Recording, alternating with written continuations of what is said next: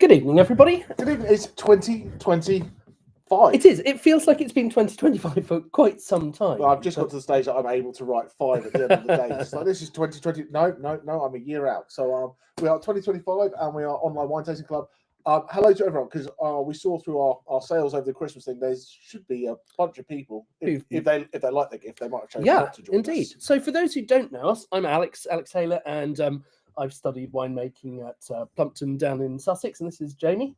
And I've done wine stuff. I've been a sommelier 25 years, and then decided I'd do this. Put some wine in pouches and talk to people on the internet. So, definitely what started off as a lockdown project for everybody, but lovely to see you all here. And actually, I decided I'd do a bit of research for this tasting, and went off to that's what you did.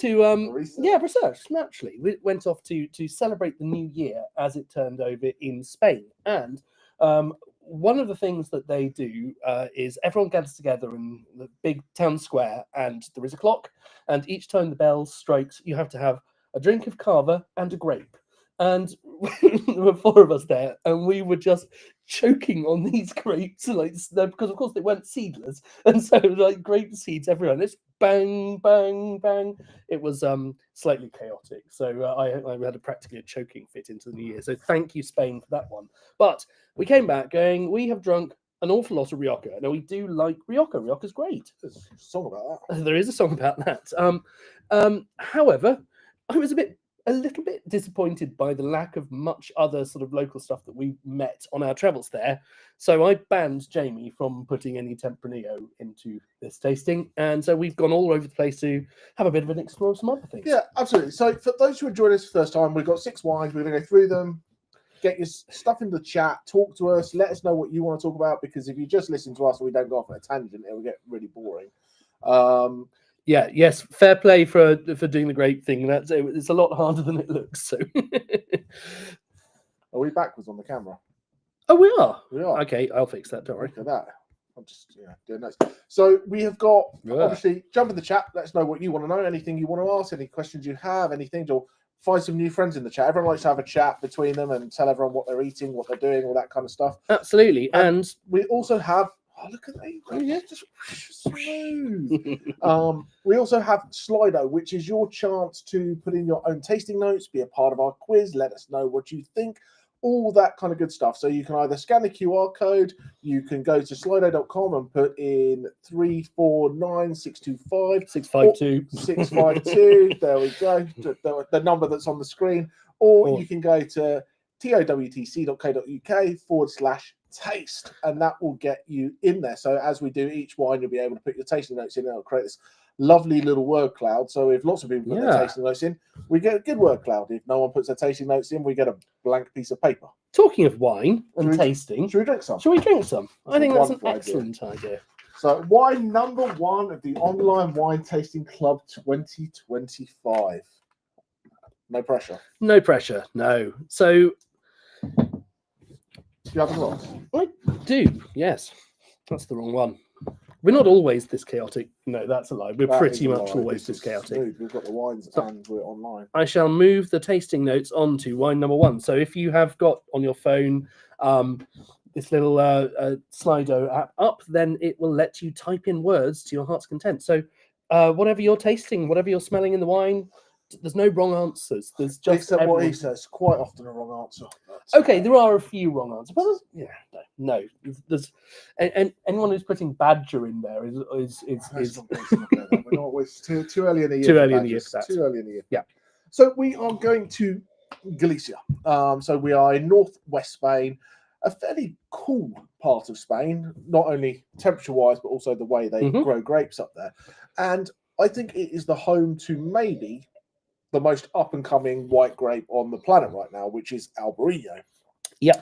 Agreed. However, we're not going to give you that, are we? We're not giving you that, no. So we are going to do something a little bit different. So, the map's just come up, so you can see up in the northwest, we're in Galicia, and Galicia has 5 main sub-regions where you're getting wine from. And this is Ribera Sacra, which is the sacred riverbank. Isn't that nice? That's where you want to drink your wine. It's just, I know it's quite hard to see, but it's just along, in that top left corner, it's, I think, it runs third along the river, or fourth along. Yeah, runs along the river Sil. and there's 20 kind of like mini municipalities that it runs through. Yeah. But Ribera Sacra is the overarching Mm-hmm. region, and the grape in here is Gordeo.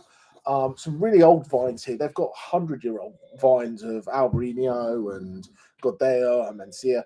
And this region, most of the time when you see Ribera Sacra, it's red wines are what they make the majority there. But this is one of the whites, and this is Gordeo. Well, yeah.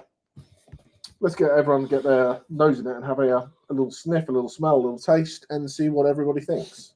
It is definitely a really interesting. It's got a lot of body to it, hasn't it? It's got that waxiness that we sometimes see, and it's really nice. And this is coming from some really steep, narrow terraces along the river, which means that it's quite an expensive wine to go and harvest, because all of this work you're doing in the vineyards is very manual, and you can't just send a tractor through. Absolutely, and I think we look at wines, and I'm not going to go into this massive high horse about how much a bottle of wine should cost and all that kind of stuff. But when you go to these places and you see people going, whether it's here in Galicia or you go to Austria or you go to Germany, you see these steep mountains that, people are walking up and down and hand harvesting these grapes. That bottle of wine can't be £6. It just can't. It can't be £8. Because of what goes in. And also we've got, because we're quite close to the ocean, we've got a lot of disease pressure there as well. That, we get the mists and the fogs come in. And if that doesn't blow off, then, we can have problems with drought and things like that. So there's a lot of skill into these wines and when they get picked, when they get harvested. And, this is when this gets harvested, it's not people from the winery, it's part of this European harvest migration, because you look and where it's warmer, that's where things get picked generally first. Yep. And it comes up. This is one of the last places that gets picked in Spain. So they'll have come all the way up, probably starting in Valencia or Jerez or something like that, and have come up through Rioja, through Toro, through Rueda, and kind of end up here. So you have this kind of like mass migration of pickers who come through. And that was a massive problem during the pandemic. And this is why we had such a lack of it wasn't people couldn't grow grapes. No. It's in a place like this.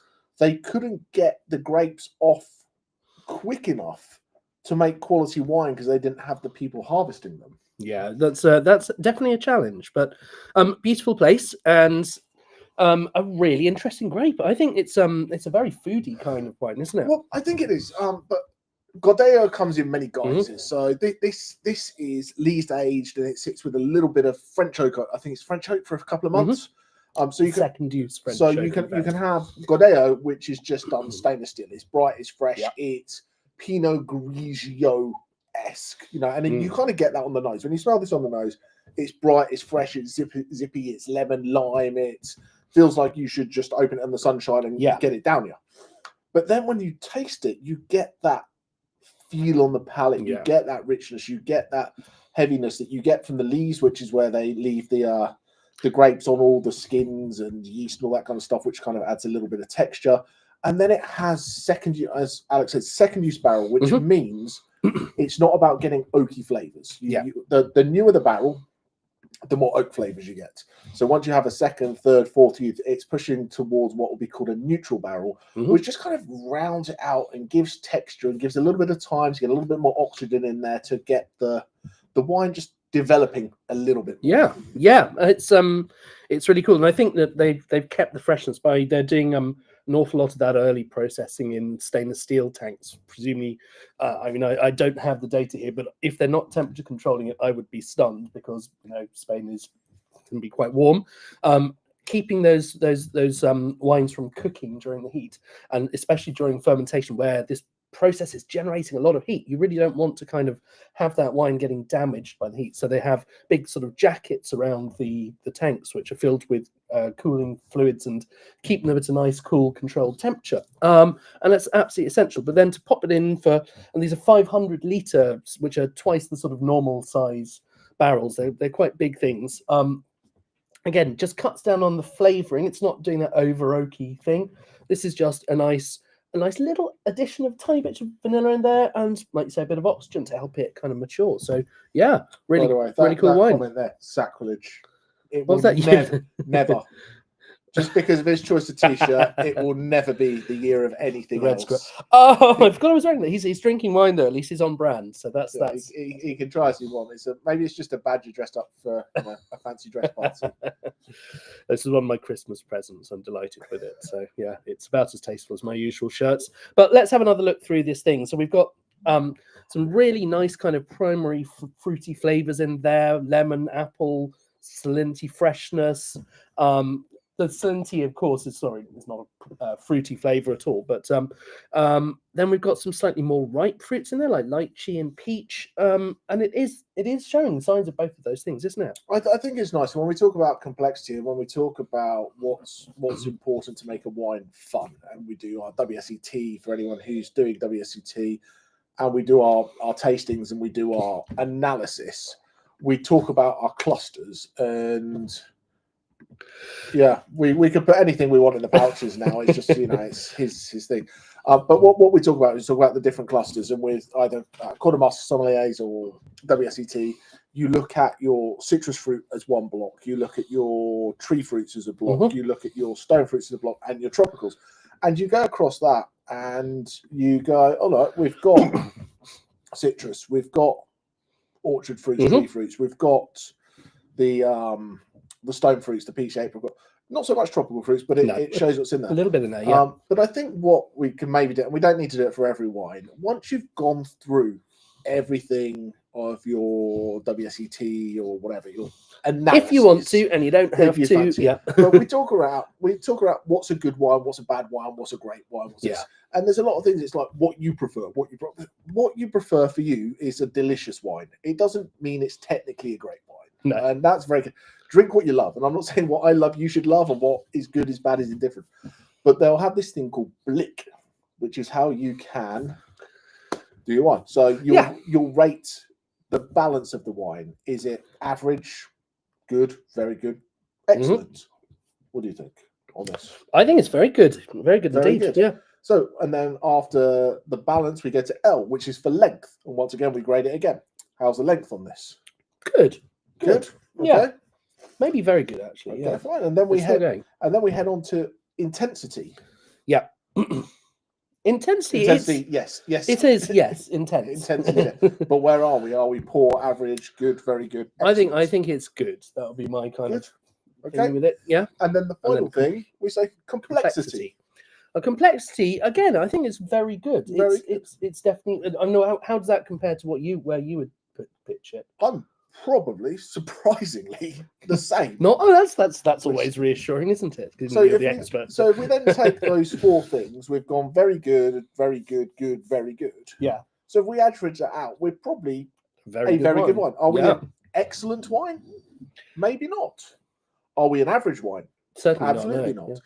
And this is to enable you to take any wine that you taste and put those things together. So it always grated to me a bit, this whole thing of like saying that one is better than the other. But I do get I've been in this long enough, because I think there are wines which are quite simple but incredibly well made, and you look at the skill in putting together some of these supermarket wines that appeal to everyone and everyone likes them, and I think they are very good at what they do. But if you have a very simple wine, it will be balanced. It will have some length of finish. Otherwise, it doesn't taste of anything. It might not have intensity. No. And it might not have complexity. But if you've got good balance, so very good balance, for example, and good length. If you've just got good intensity because there's some there, and average complexity, you're still looking at a good wine. You're not a very good, you're not excellent. And if that's the one you like, then buy it and drink it. And you're not a bad person for not necessarily like having a style that prefers these things. It's the right one. It's right wine for the right person. So much things with, take beer, okay? There's so many people doing so many finagly, cool, weird, crafty, blah, blah, blah, blah. Yeah? Right, and I'm going to lose all credibility as being able to taste anything. No, what's he going to say? Sometimes you just want to have a Carlsberg or a Bud or a Corona, that light lager, and just be done with it, don't you? I don't want to think about complexity. Well, the wine world's not that different, is it? You know, a cold rosé on a summer's day, the colder the better. But that's the thing. But in the wine world, people, it's so snobby, and it doesn't need to be. It's the right wine for the right occasion with the right people. Open it, enjoy it, have fun with it.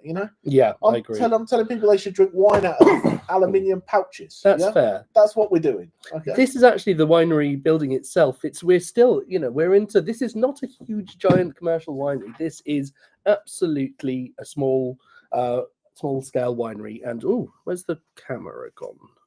Have you turned this off? No. That's odd. I'll tell you what. Let's just flick to that for now. Oh, crikey, that's very close. You're very close. You're very close. Look at that. We've got extra cameras. I'm going to move backwards. Yes, that's good. No one wants to see the red squirrel that close up. Exactly. So I just think that showcases good ale, that it's cool. Food wise, I think it's heavier seafood, lobster, crabs, scallops, those kind of things. I think anything that you might have a Burgundy with, like a Macon, a Chablis, that kind of style, I think that would be a nice swap it in for something else.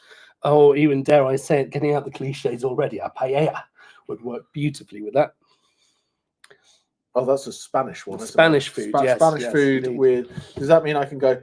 What grows together goes together. Yeah, that was the hint as well. Absolutely. Right. Well, anyway, I finished mine. So on that cliche, let's get on to wine number two. Do you want to move the tasting notes? Yeah, I will do that. It is great. So we are going to go with a Garnacha Blanca. Absolutely. So this isn't a white wine made from red grapes. This is the white Garnacha grape. Absolutely. So it's not like a white Pinot Noir that you can get. Exactly. It is Garnacha Blanca is its own grape. So it's not a Grenache with no skin contact, which they do make. Yep. They do exist. So you can get a white Grenache. It's quite difficult. It usually ends up being quite pinky because of the thickness of the grapes. So this is made by D'Alto, and anyone who's been with us for a long time might remember we did their red wine. They make a fantastic Rioja, absolutely beautiful Rioja. Their Crianza level's about 16 quid. Oh yes, I do remember. Delightful, really good. But this is out in Navarra, which is not that far away from La Rioja, as you can see from this map. It's kind of next to it. So there they are in the middle. So autonomous, it's the same thing. Wine-wise, it's different. Yeah. But we're near Logroño, so yeah. Absolutely. So Navarra is synonymous with bulk wine in Spain. It's big, long. Most of it is big, flat plains where they can go out and they harvest. Grenache is probably king there for what you get. Yeah. And you get, when you see a lot of these supermarket Spanish Grenache that's got like a small animal on the label or something like that running around, that is what's coming out of Navarra.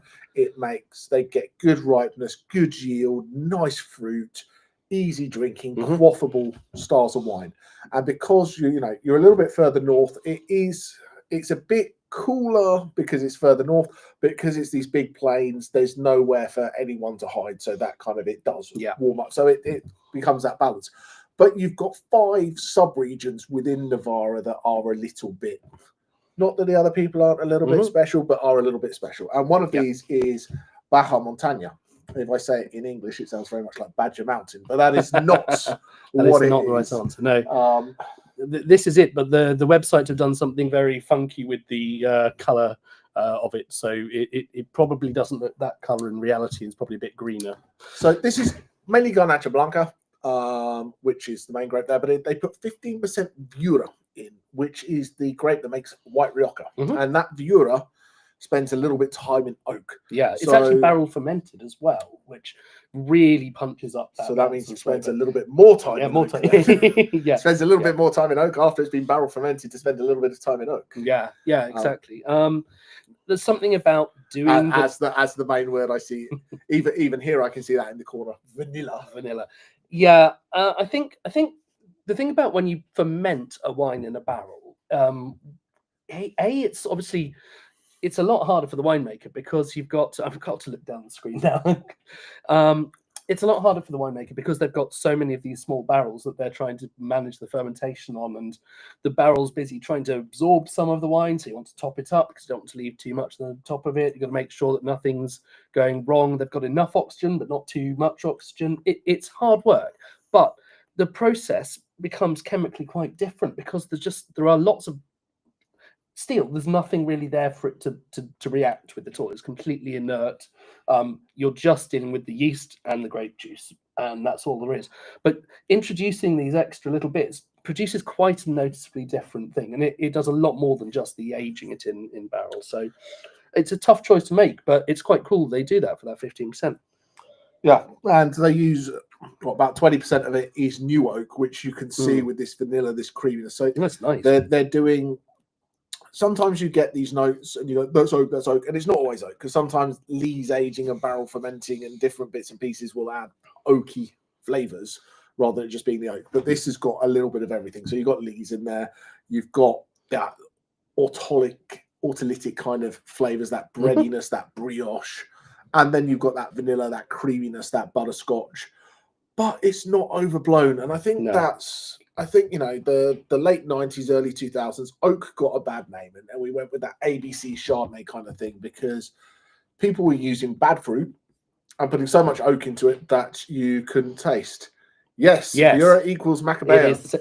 One of the wonderfully charming things about Spain is that you can have one grape and then it has multiple different names. And the other thing is that you can have grapes which have got the same name and actually aren't the same at all. Yes. So just to keep you on your toes, it's that's the joy of the years and years of history. Because if you like Tempranillo, you might like Tinta de País. Yep. You might like Tinta de Toro. Yep. You might like Tinta Fina. Yep. You might like Uva de Liebre. He could be going at this for quite a while, you know. You might like Tinta. To be fair, my favorite Tempranillo synonym is Uva de Liebre, which translates as eye of the hare, because the grapes are little small like this and they look like rabbit eyes. Nice. So we've got squirrels, badgers, and rabbits all involved in this. But yeah, I just think this showcases where you can go with that level of richness, that depth of flavor.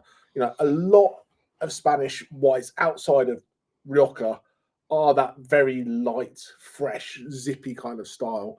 And this is just kind of showcases that you can really do a proper food wine. Oh yeah, absolutely. And it's made by a master of wine as well. So, you know, they, generally speaking, they know what they're doing when it comes to putting things together to make a really excellent taste. So a very cool thing. They've been sort of experimenting and doing lots of different fun things. And, you know, also these are winemakers who go around the world and have learnt from as far away as Australia, where they've got projects as well. So it gives you a really quite an international approach to it. Yeah. So Giles Cook, who leads the winemaking team here, once again, go back to it. If anyone remembers us doing the Thistledown Cheese Electric Grenache, yeah, that's nice, from McLaren Vale in Australia, that's another one of his wines. So yeah. What's really interesting about wines now is Alex will chuck blind tastings at me and it's like, is it old world, is it new world, where's it from, where's it? And that is becoming harder and harder to do. Is it because I do really because you blend two pouches, like blending an old world and a new world wine in the same glass? But my whole point is here, winemakers are becoming much more traveled, much more seeing other places, other techniques, other styles. And as we're going through this transition of what people need to do with grapes due to climate change and water availability and all that kind of lovely stuff, we're seeing techniques move from around the world. So stuff that was being done in new world countries where it was hot, you know, with a lack of water, in South Africa, in California, in, you know, the Barossa, we're now starting to see people bring those techniques into Europe that it wasn't required before because there was cooler days and plenty of water, and now there's, you know, scarcity of things not even scarcity, just things are just changing, and therefore they need to be able to adapt. But a grapevine enjoys Oh, it's bit of 2025. scarcity. Finn's back with the Yep. pairings. Perfect. If a grapevine has absolutely everything it needs to thrive, it will just make an awful lot of very big grapes that don't really taste of anything. So where you've got these ones that are struggling for something, the winemaker likes to have some kind of a pressure that's keeping the vine back from just making a bunch of stuff, because that's if you can do that, and that's great, but that's what goes into your little animal label wines. You can make something a little bit more textural, a bit more interesting if it's a vine that's struggling a bit and isn't just throwing a load of water and sugar at the grape. So yes, let's have a look at this Finn. That is an excellent looking pairing. Chicken skewers marinated in paprika, garlic, and olive oil. That's a tapas. Yeah, nice. Yep. I like that. I like that. You could have that. You know when you go around Spain, you have the little little pink stuffs on the bar, just on the skewer. Sit, have a glass of this, couple of skewers of tapas. It's great. I love that kind of a. I was looking at what's it called? The Iedere pink stuffs, which is kind of like the food tours that you just go. Oh yeah, and you can do those in places like San Sebastian, which isn't far from there, and do it on the beach. It's quite interesting that there was a list of the top 10 cities to eat in around the world, and Spain had Leighton Buzzard. Leighton Buzzard was not in them, although the burger that we had earlier was delicious. Good truffle. Good truffle burger, but probably wouldn't have made it onto this list. You had. I was quite surprised to see Malaga in that list, and it was Malaga that we flew down to a few weeks ago. And again, I was really, really impressed with some of the food that we had there. It's an excellent quality. So, San Sebastian topped the list of that particular chart. Which San Sebastian's got. So, it did have. It had more Michelin stars per capita than any other city in the world at some point, point in the last 5 or 6 years. Well, the problem is then lots of people keep moving to get that. Yeah. So yes, not the cheapest of places. Should we have another look at the tasting notes? Let's have a look at that. Yeah, because there's a lot of detail there. So grapefruit, cooked apple, lime. I like that cooked apple, that burnt apple. I love, once again, not to be the geek, but I love it when we take one step more, when we go lemon. Well, there's lots of if we go candied lemon or lemon peel, apple. Is it Granny Smith apple skin? Because that's very different to, a sweet apple. Why can't I think of the name of a sweet apple? But yeah, so saying that that's baked apple because we do it with the red fruits, because a raspberry, when you eat it like straight off the bush, it's really tart, really crunchy. Yeah. But then you do raspberry jam. That's a whole different world. So what raspberry is it? So when we do that next step, it really kind of helps paint the picture. And so that kind of the baked apple, cooked apple is absolutely true, because I don't think if we go apple, it's not that Granny Smith tartness, is it? At all. It's a different world. And on the lemon, I am actually getting quite a sort of a strong lemon sherbety sort of that kind of candy, the candy, but with that zippy bit as well. It reminds me of that. Dib dabs. Yeah, sherbet dib dabs. Thank you for that. Excellent. That's a cool memory. So that's a really nice wine. I do love it when those come out as well. Dib dabs, Parma violets. Yes. People of a certain age are doing the tastings.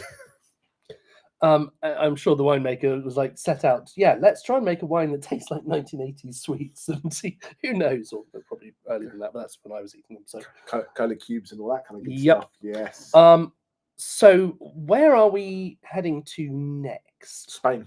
Thank you.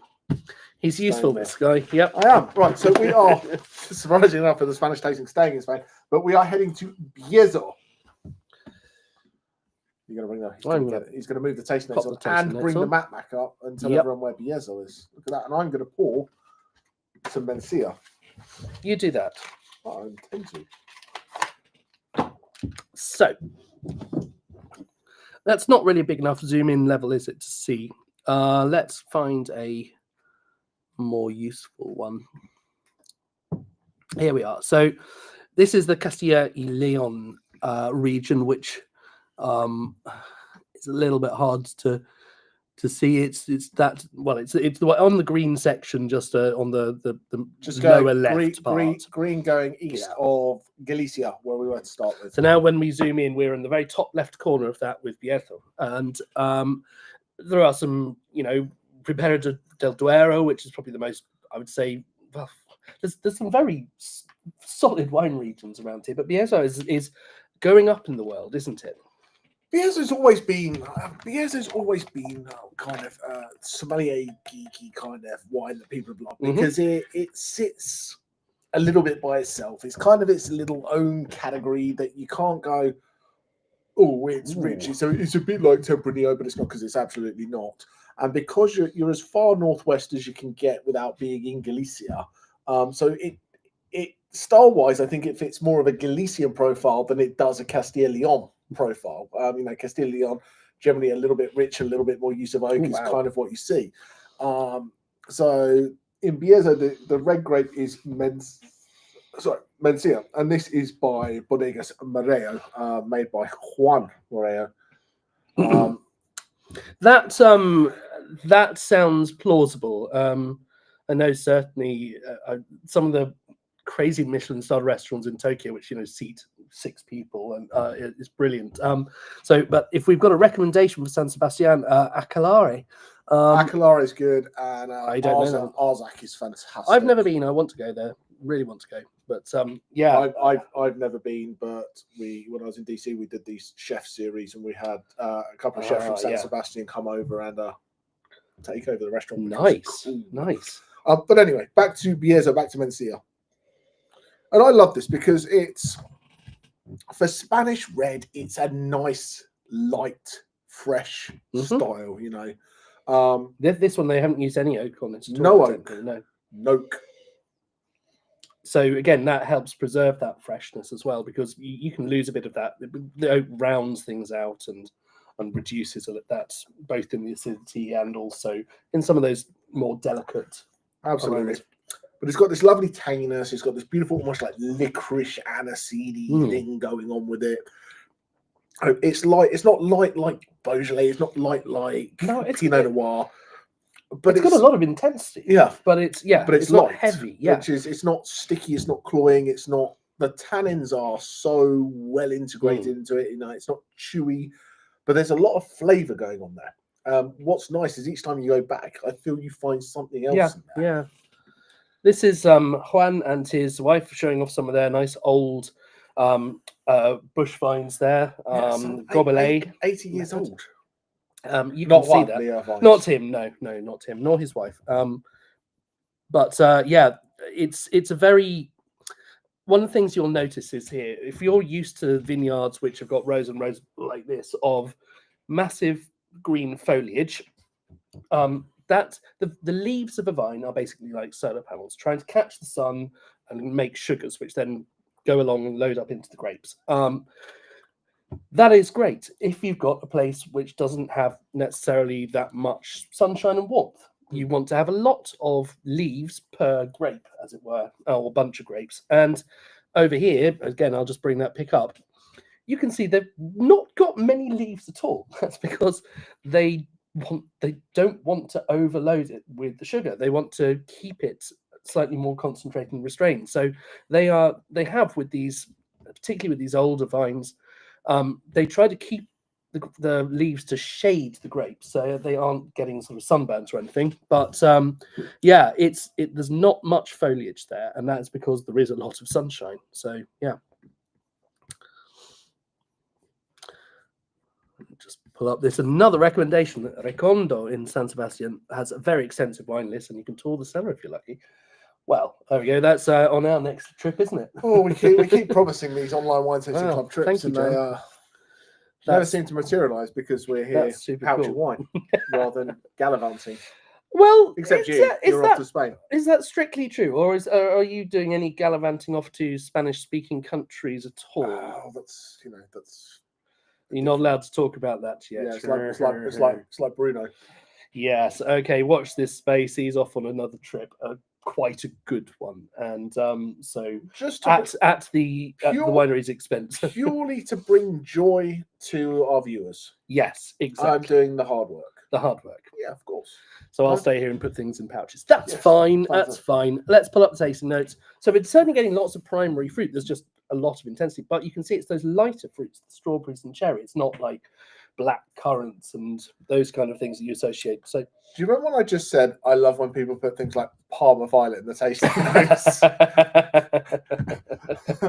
Are people Violet looking, Sweets. are people looking for extra credit, Ding, easily ding. led, or I'm just so far ahead of the tasting? I'm doing tasting notes one wine in advance. I don't know. Brilliant.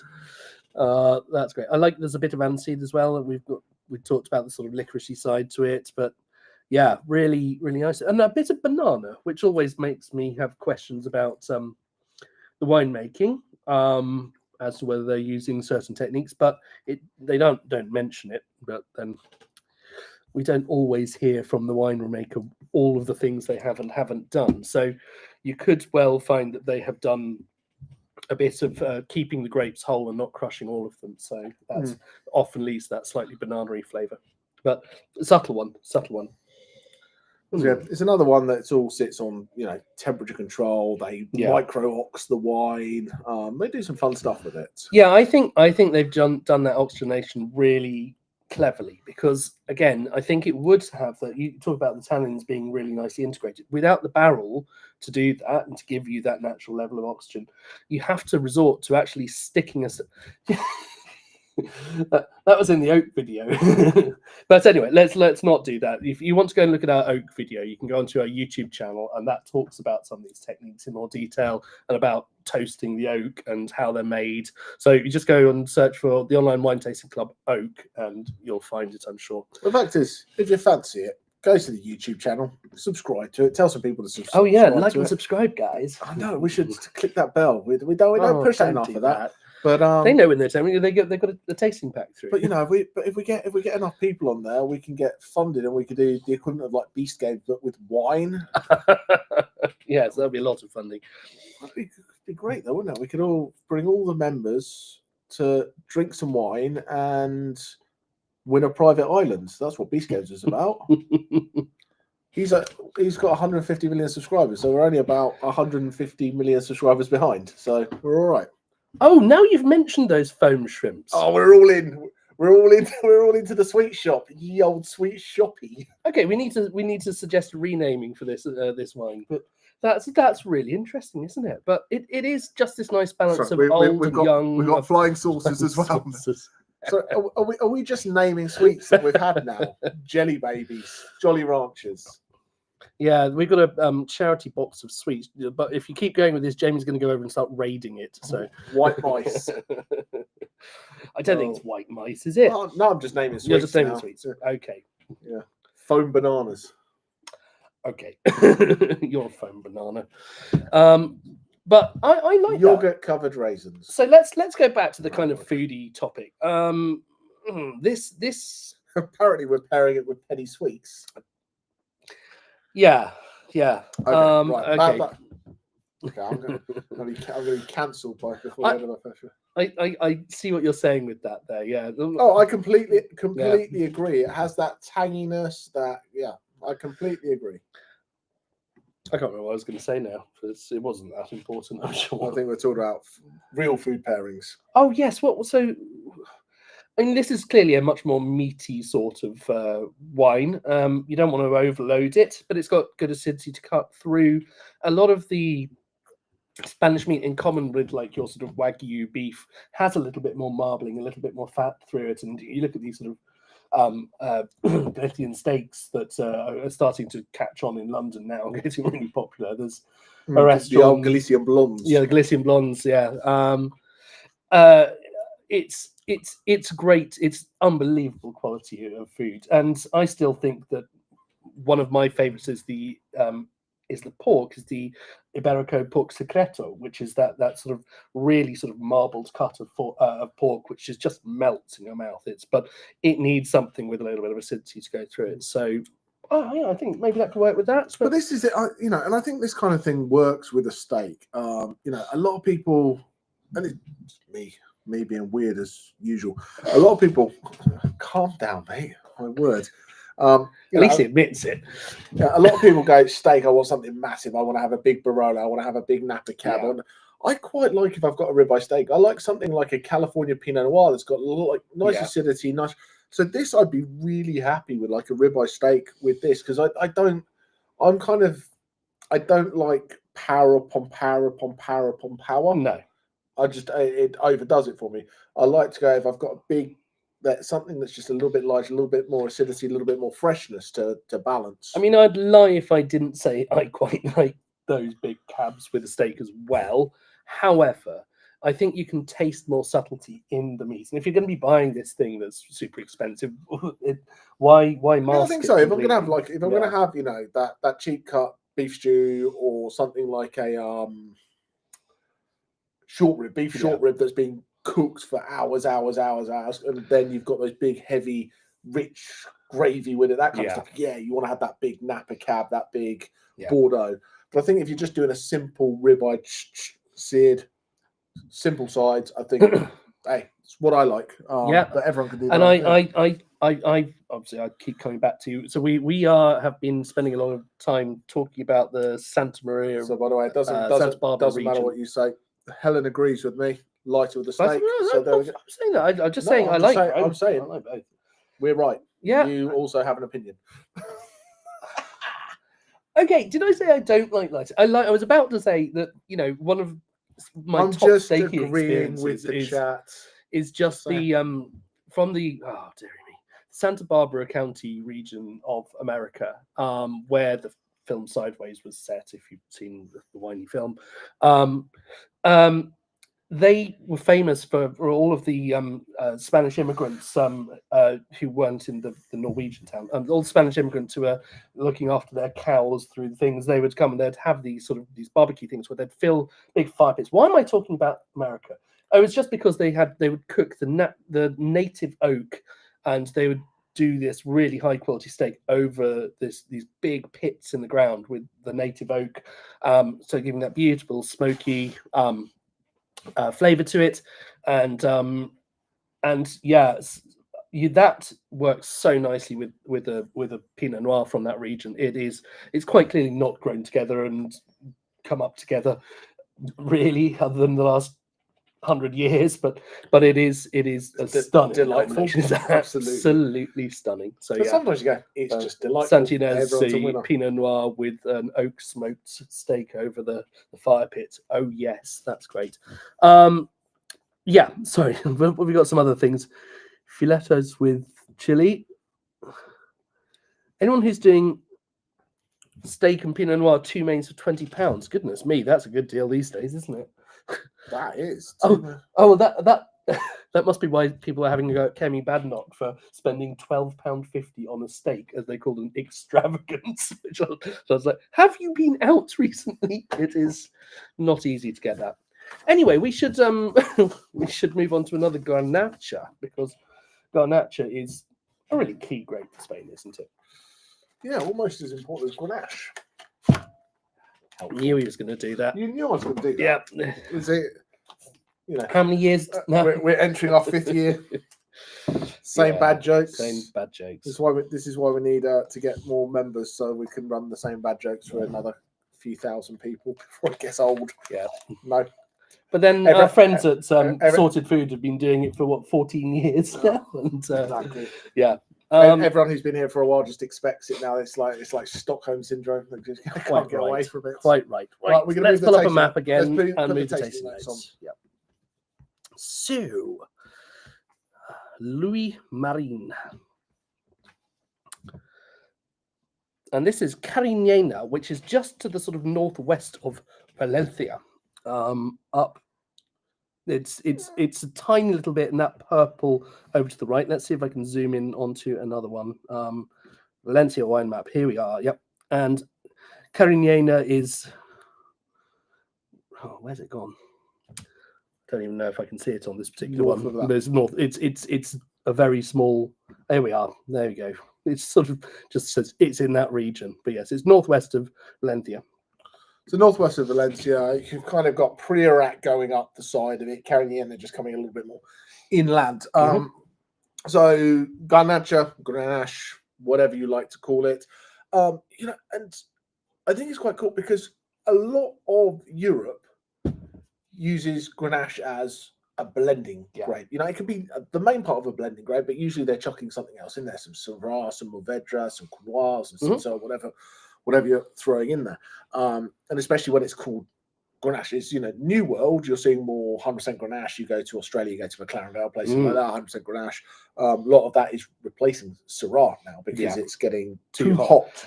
And in places where they are now planting Syrah, Burgundy. People are planting Syrah and making good quality Syrah in Burgundy, which is a bit scary. Do you know where I tasted Syrah off the vine? Go on. Alsace. Alsace. Oh my goodness! What? Alsace have got some trial plantings of Syrah. So yeah, up when I was up in the vineyards with Domaine René. So not René, Moret.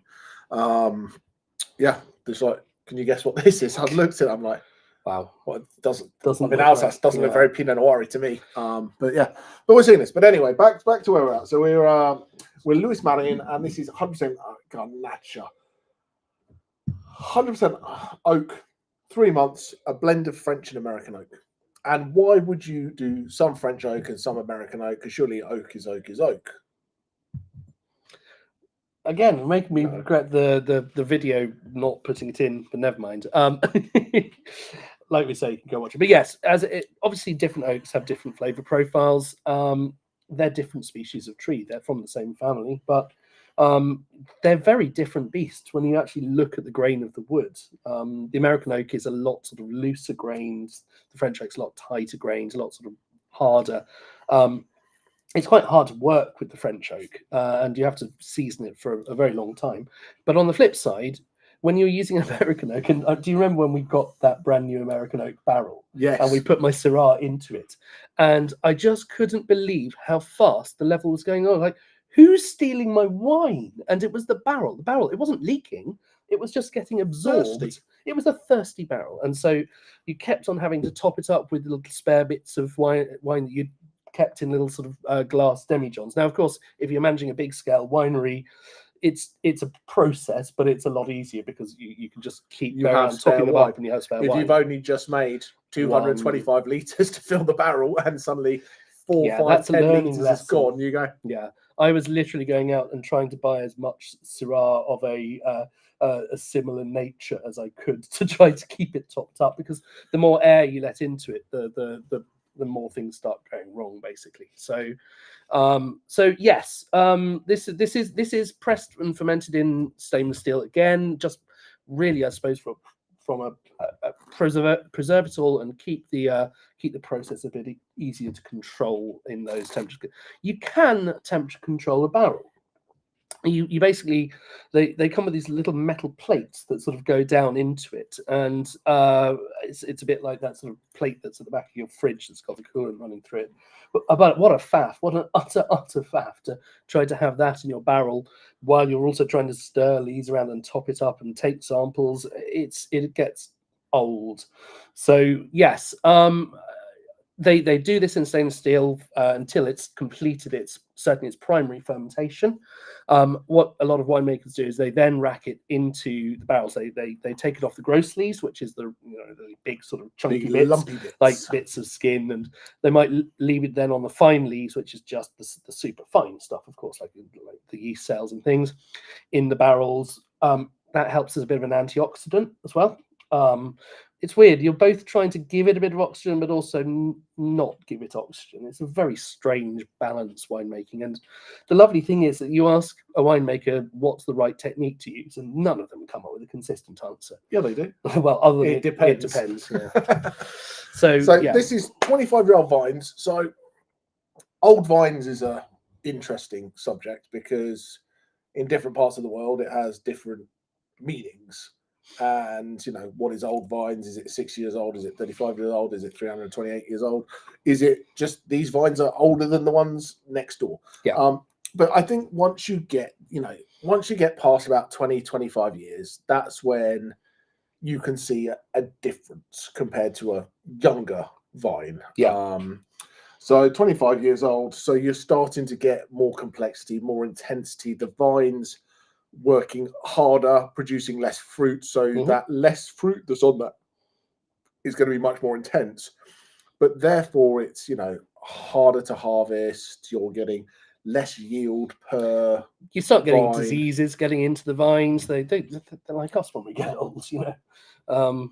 What, bad knees? Bad knees, yes. This indeed. vine has got bad. Your vine's got bad knees. Your vine's got bad knees. My vine's got a bad shoulder, which is great. So we're cracking up. But like that, sometimes even you start losing entire, particularly where they're trained in the sort of the cordon system, where you've got this thick bit that goes out there. You don't renew the wood every year, so you've got a nice thin bit, or coming off a big central thing.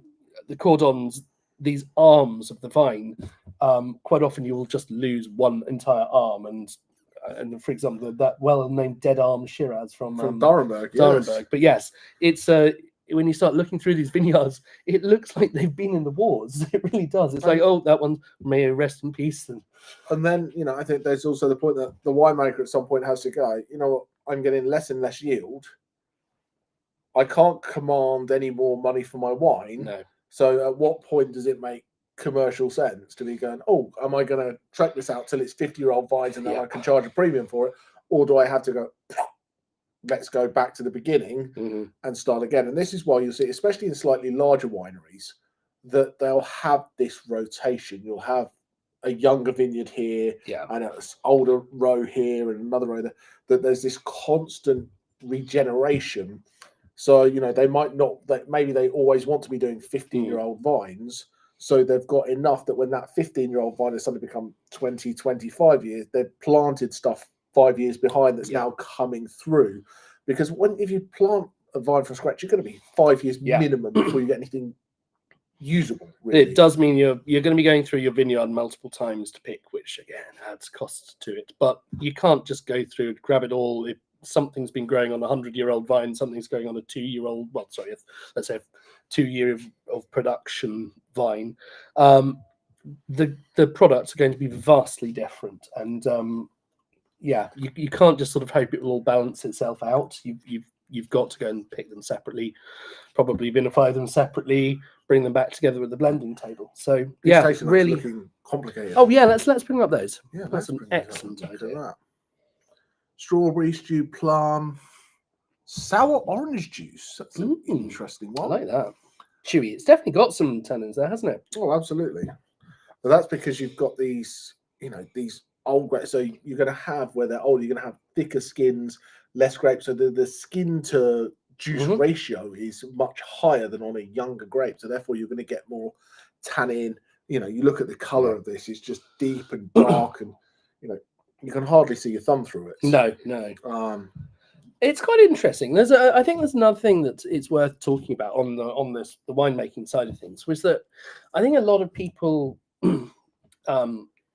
if you've joined us, we just did red winemaking techniques just before Christmas. We'll come back to that again, but a lot of people assume that you have a grape press, and that is what you do. You put the grapes into the rest and you squeeze it, and out comes the wine. Or in the case of a white wine, out comes the juice that you then ferment. But after the fermentation, or after most of the fermentation at the very least, all of your red wine grapes will go into the press. However, most of the winemakers don't even really turn on the press to get the best quality of wine coming out of it. They will just call it it's called the free run, because you put it in and this mushy pile of grapes that's been fermenting away, well, a lot of the through its own weight just drains out of it. And so you drain off that free run. That is a nice light, low tannin wine. And what you might then do is turn the press on and take little samples as you're going through these things, just to see exactly how much tannin, but also bitterness is coming out. Because when you start pressing it, you can crush things like if there's any stalks that were in there, or certainly the seeds, which are really obviously can be quite bitter. Yeah, hopefully not too many, but I'm not saying it hasn't ever happened, but famously, my lecturer Tony once had to stop a press. The press uses big plastic bladder that inflates with air, and so you don't want anything sharp in there. And he watched as he saw a bicycle disappearing into the press.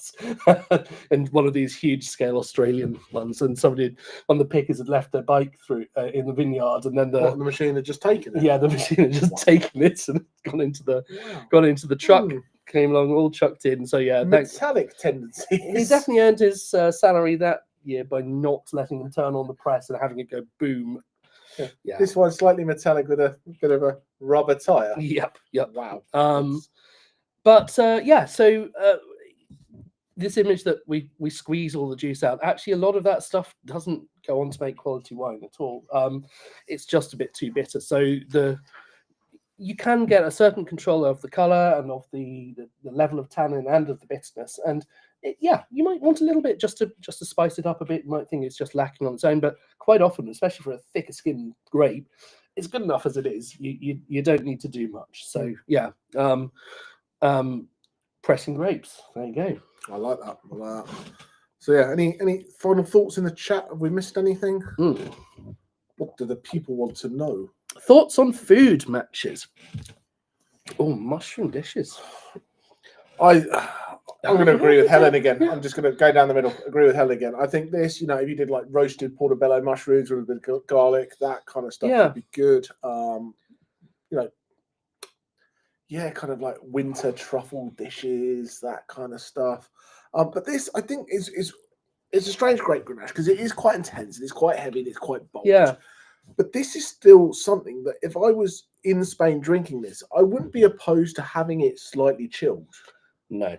Because it's got that lovely red berry flavour that if you had it slightly chilled, this, not particularly Spanish food-wise, but if you sat and just had this with I'd say pizza, Spanish flatbread with jamon on it. But that kind of like charcuterie or a flatbread or pizza, that kind of stuff. Pan con tomate with a little bit of jamon on top of it. Oh, yes. So this is the difference. He's mucho classy with his mucho pan con tomate. And I'm like, have a pizza in it. I tell you what, what worked really nicely with this? The other day when I went into the supermarkets and I was sick and tired of all the sandwiches looking all the same, and I spotted a whole bunch of chicken and some mushrooms on special offer. Oh, yes. So I cooked up some chicken with mushrooms and sort of butter and a bit of asparagus, some mashed potato as well. Mustard mashed potato. Yeah. And I got a Chardonnay with it, didn't I? And the Chardonnay was a bit overpowered. But this would have been beautiful. I do like it when he gets bored of the sandwiches. It makes for a great day at work. Yeah. The washing up's less fun after it. But no, that's a really nice wine. I like that a lot. There's a lot going on. So, well, let's look at the tasting notes there. So, anise, I think that is very good. Coconut definitely coming from that little bit of the American oak. Cloves as well, vanilla as well. So we've definitely got the oaks there for a reason. And but what's nice about it, and smoke as well, there, is it's nice little smaller compared to the second white wine we had, the Garnacha Blanca, which was very much hello, here's some oak. This is much more subtle in the oak use and the way it just brings it together, and there's in the background to bring it along. They haven't gone into any further detail of the oak other than say it is all aged in oak and none of it is new oak. So, I mean, from that we can presume that they keep barrels in service for a while to getting less flavour and just being more neutral as it goes on. But yeah, it's all in the skill of the winemaker at that point, isn't it? But absolutely, really nice wine. Valencia, that's where we're going next. They talk about the strong winds that blow down the River Ebro Valley, and that is that works nicely to temper the kind of the heat that they get. Well, when I say heat, the sunshine, because of course just that intensive sunshine, they don't get huge amounts of cloud and rain around there. But yes, it's not dissimilar to the way the Mistral running down the Rhone Valley is, and also it helps with disease pressure and all that kind of stuff, which means you can have longer ripening times, which means for those grapes that are a little bit more intense, a little bit older, might struggle to ripen on a shorter season. It gives that opportunity for old vines to get to where they need to. Nice wine, good choice, and not missing the Tempranillo, are we? Psych, they were all Tempraneos. I just labelled them wrong. Right. Okay, let's pull the map back up The again. map back up. We are going to Valencia in the southeast. So yeah, this is obviously the region around there. That's the Mediterranean coast. That's not a particularly good way of giving you the context, but the Med's on the right hand side of that map, and you've got the Valencia there, and just above Alicante. Yeah, so this is a really cool region. And I like Valencia because stylistically it's its own thing. And you know what I love the first wines that I ever tasted from Valencia. Well, there was two really. I got into it because of the Monastrell and going, well, Monastrell's Mourvedre, and a lot of grapes when they go other places.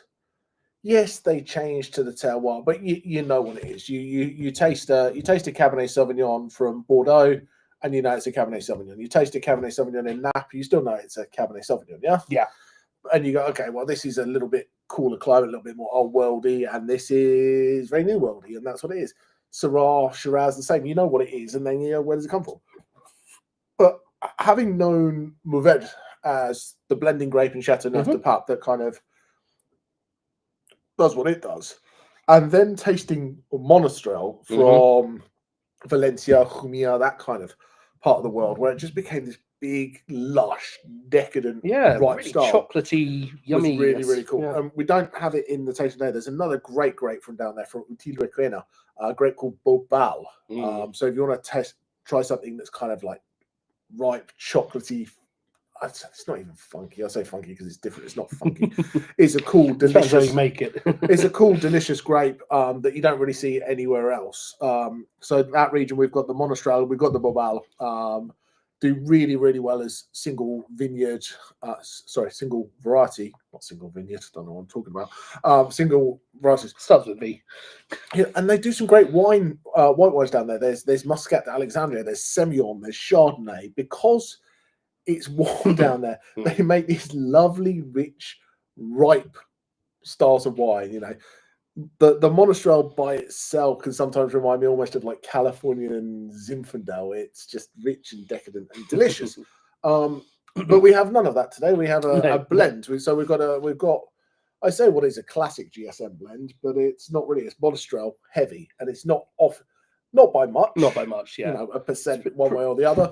So I think it's probably 33, 33. Certainly heavier than your classic GSM or SGM blend. Yeah, the M is always last because it's the littlest. And it's usually, that 18, 20% if you're lucky. It's not 30% like it is. Oh, isn't it's really nice. I like But this. what's cool about Agosto is they don't class themselves as farmers, or they class themselves as nurserymen because they grow a little bit of everything. This is their bodega. Very nice little thing. Look at that. Classic architecture. So they cultivate loads of different grapes, loads of different vines, and then sell them around the world for people to plant and grow their own. So that was their main business, and then they decided they'd make a little bit of wine as well. So this is what they had come up with. So this is I just think this is great. So this is GSM. So it's basically, if you want to go, actually technically it's MSG, isn't it?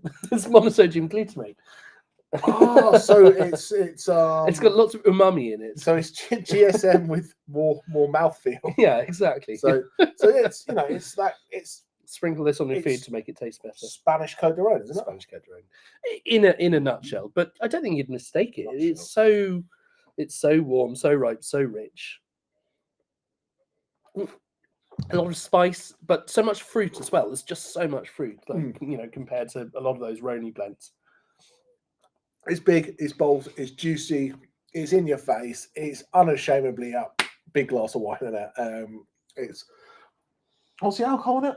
13.5, which surprises me because I would think it would be much bigger than that. But 13.5 is quite restrained for this kind of style. You know, there's a lot of Monastrells down there that become 14.5, 15, 15.5. Because it used to be the thing, there'd be winemakers out there going, oh, I can't get my grapes ripened. Oh, there's not enough sunshine. Oh, I can't do. That's my impression of a winemaker. Did you like it?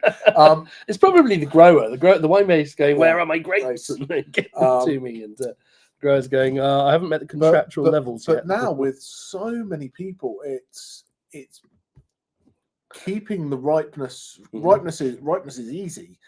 It's maintaining balance of being able to have the not just the grapes right enough to have the phenolic ripeness and the sugar ripeness and everything to bring it back into the winery and not be making port. Well, yes, quite.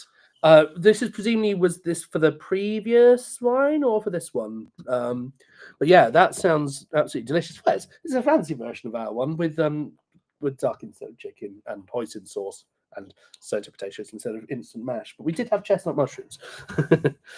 Yeah.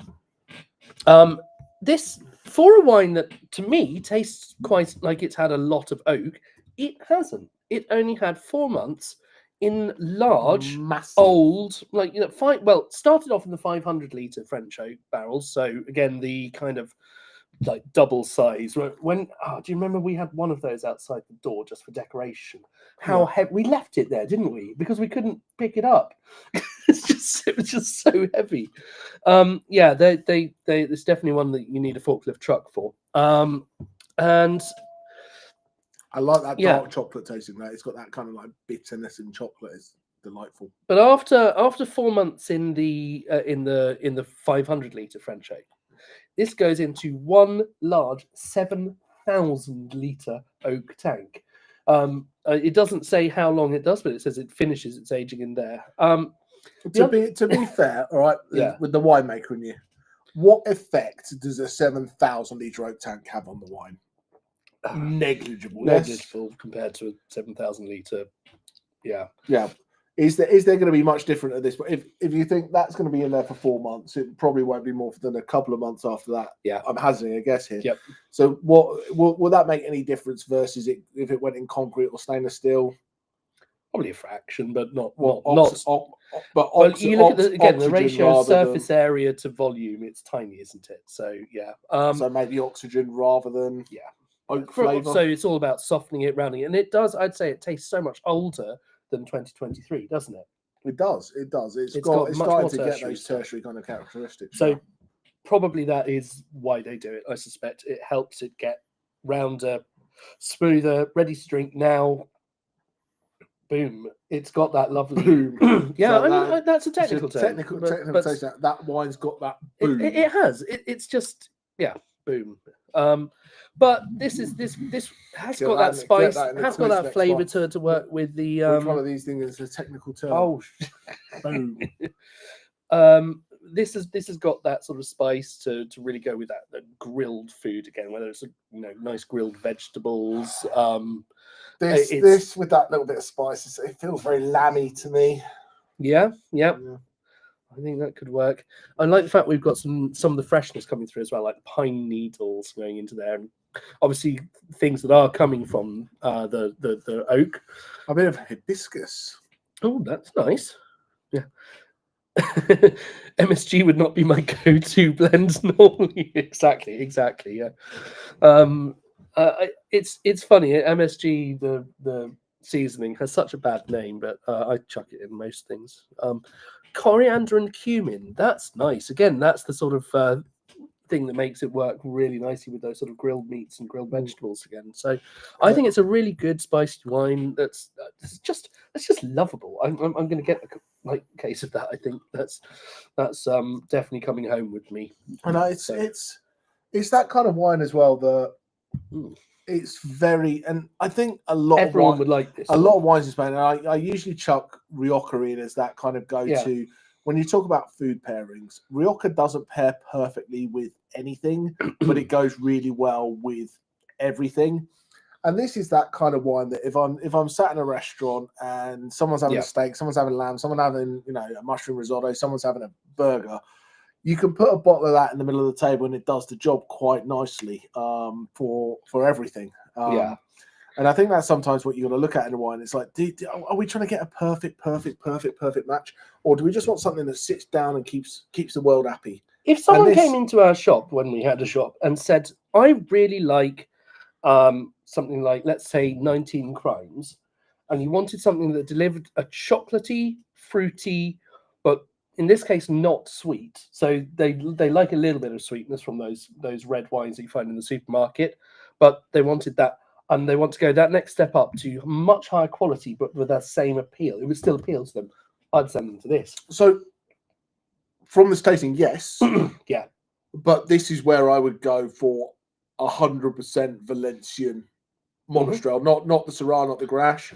That 100% Monastrell does that job. The people who like that 19 Crime, the apothic red, that kind of big, rich, but then want to go, I want something that's, regardless of better or not, something that's actually crafted by someone, and go, I want something that's got a place, a history, a story, rather than a brand. That would be where I could go, you know what, you want to do something that's a little bit different, a little bit cool, that can have a dinner party story with, rather than something that's off the supermarket shelf that everyone else has had. And this is one of the lovely things about Spanish wines still going a little bit below the radar, which they do. They do still definitely go a bit below the radar compared to France and Italy. Especially the outlying region. I don't think Rioja goes under the radar anymore. No, but there's still a lot of it. We've got Rioja, we've got Cava that everybody knows about. Well, Cava, they make too much, that's for sure. I mean, you've read, if you've got your booklet, do have a read on the Cava battle story, because I mean, oh my goodness me, can you imagine these old families that have been making this what was prestigious wine for so many years and has come into a race to the bottom. I went into a German chain supermarket down in Necha, which is where we were staying, and I was astonished. Cava you could buy on special offer, €2.49. €2.49. Now I could sit there and go, that's a brilliant bargain. What a great bargain. You can't make a traditional method wine for €2.49. It's just not. You can hardly buy the glass for it. Yeah, you might cover the glass, you might cover the grapes, but the very nature that it has to be. We talked about it's harder to ferment in barrel than it is in a big tank. Each bottle has to have the secondary fermentation done in it, and then it has to be rotated, which of course you've got machines to do now. But and then aged for a long time by law, so you've got to have real estate to keep it. It's ridiculous. And then you have to disgorge it, refill it. Well, if you don't gorge it in the first place, you don't need to disgorge it. I mean, it's crazy that you can buy Cava for that. The other wine that they had in that supermarket was a Spanish wine for €1.29, and I was fully prepared to say, it's not in Alex's top tips. Well, my top tip would be, if you see a wine for €1.29, maybe go a little bit higher, because it wasn't very if it seems too good to be true, it was not good. Anyway, the cover was fine. Speaking of, actually, I've not got a tenuous link here. I was going to, speaking of something completely different, well, that's what we're going to do, but that's got nothing to do with Cava. But anyway, so yes, we have gone from a big, bold, rich style to something that I did not know existed. No. So I knew that in Monty Python and now for something completely different. So yes, I knew that ice wine existed, and I knew that ice wine came from Austria or Germany or Canada, or was put in a freezer in England. In England, but yeah. Well, there we are. But it turns out, know that Spain anywhere got cold enough to make an ice wine. Because to make an ice wine, you have to get to the grapes really, really, really cold, and like icy cold. Yeah, icy cold. I had a photo of that. I've lost it now, so I'm not going to get that. But imagine some grapes frozen on a vine. That's what you would have been seeing at this point had it not disappeared. But so yeah, these guys. The nature of that is that not all of it freezes. Not all of it freezes, and they don't make it every year.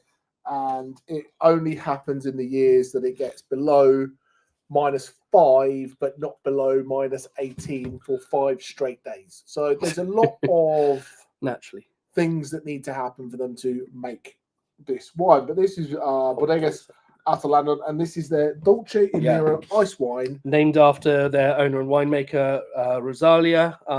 Oh no, it's not. Hold on. So it's not named after that. She is just the owner and winemaker, Rosalia Molina. I've named stupidly my photo Rosalia Altalandon. It made me think that was her name, but it's not. So ignore that. But that's her, and that's her surveying her vines. They don't look very frozen. Those at ones that aren't point. frozen. That's And not. I think if it is that cold that the vines are frozen, she needs to cover up. She'll get cold. Yeah. So the way an ice wine. So you've got three classic ways of making a dessert wine. Yep. So we've got botrytis, which is noble rot, which is what we find in Sauterne. The grapes get infected, they lose water, they become more intense, they get crushed, they make sweet wine. We then have a late harvest, which is exactly what it is. They leave the grapes on the vine for longer.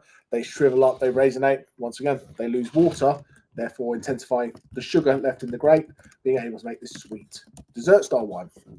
And then finally, we've got ice wine, which gets very, very cold, which therefore freezes the grapes. So when they get crushed very, very gently, the grape must and the sugars come out, and the frozen ice gets left behind, once again, removing the water, creating sweetness. And this is why dessert wines are generally quite expensive. Yeah, especially if they're Canadian. Because you get a lot less juice for your grape. Canada, So, you look at people like Inniskillin, Cabernet Franc, ice wine, absolutely beautiful stuff. Yeah, I mean, that was £140 a bottle per half bottle, wasn't it? Or 500 ml. No, half bottle. It was a half bottle, wasn't it? Oh my goodness. So these the ones I've put up on the screen are not frozen. This is an example of just showing what happens to a late harvest grape, which again, you can start to see a little bit of rot going on there, and you'll be hoping that is noble rot or the goods rot, as it were. And you can just see the grapes are shriveled up. There is so much less water in there, but there's the same amount of sugar. So it's the juice you're getting out of that is miles more concentrated. It is syrupy and delicious.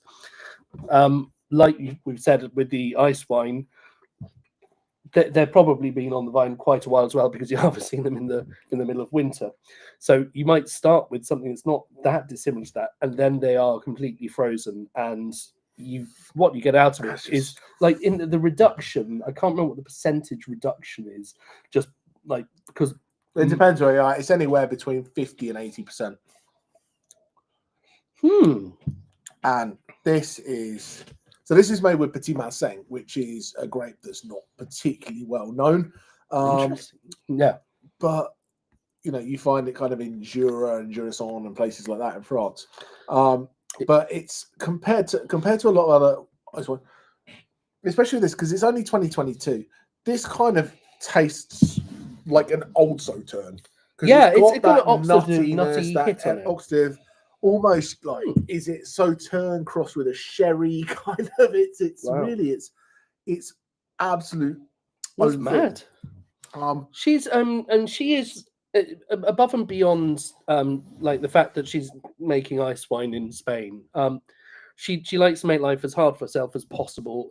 She is one of these people who, much like Jason that we mentioned in the last month's tasting, Jason Haas from Tablas Creek, doesn't try to tick a box on sustainability for the hell of it, just for marketing purposes. They live and breathe this whole thing. And so what they do with this vineyard is it's fully certified organic, but that also only natural fertilizers. She welcomes chickens, sheep from other people's farms. Just come in and roam through and help control the weeds, but also put an awful lot of fertilizer into the soil, which is really great. And then it's a hand harvesting. It is natural vinification with native yeasts that landed on the grapes in the vineyard.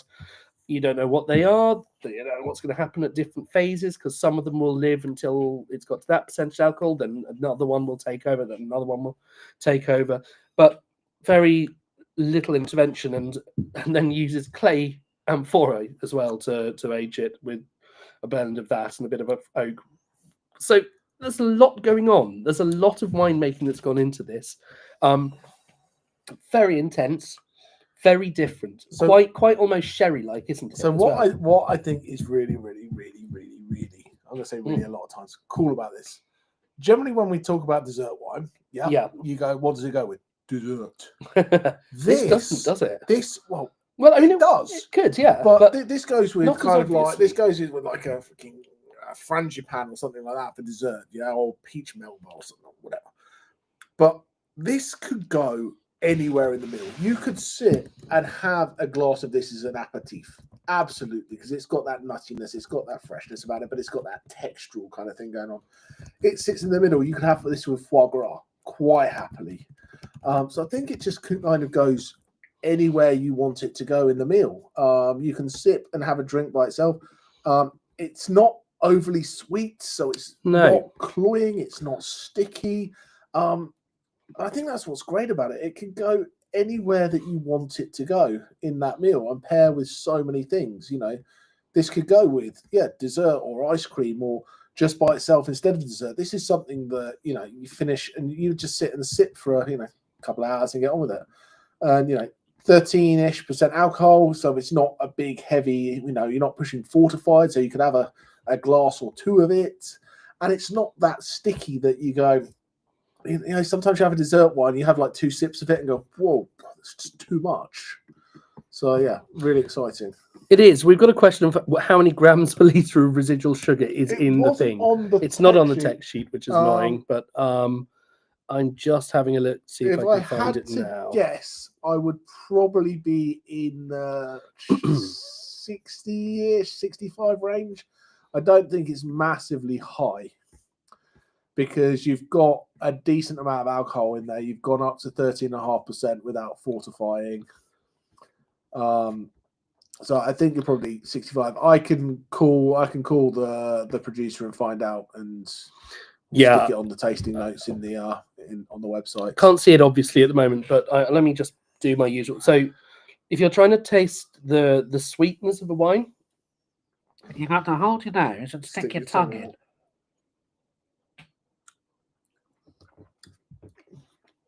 It's sweet, but it's not in that sort of chocolate marinelle slicer territory. It's less than 100. Yeah, 60, 80. That seems a reasonable guess, I would suggest. Which is nice because it's put your guess in the chat. Nearest wins a prize. When I find out, I like that idea. I always like a prize. That's it. Yeah. Yes. Okay. Well. Yes. Definitely give us your guesses, and we'll see if we can find the answer. We'll drop them a line. But I like her style. I think it's really, really nice. And I think the other thing about that is that, and it's cool. No one's walking in going, "I want a Spanish ice wine."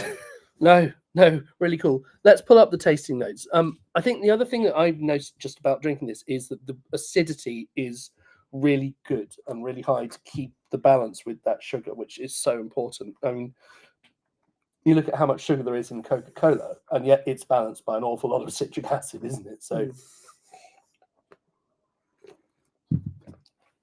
marmalade. The acidity. Is this the wine for Paddington Bear? I think it could be.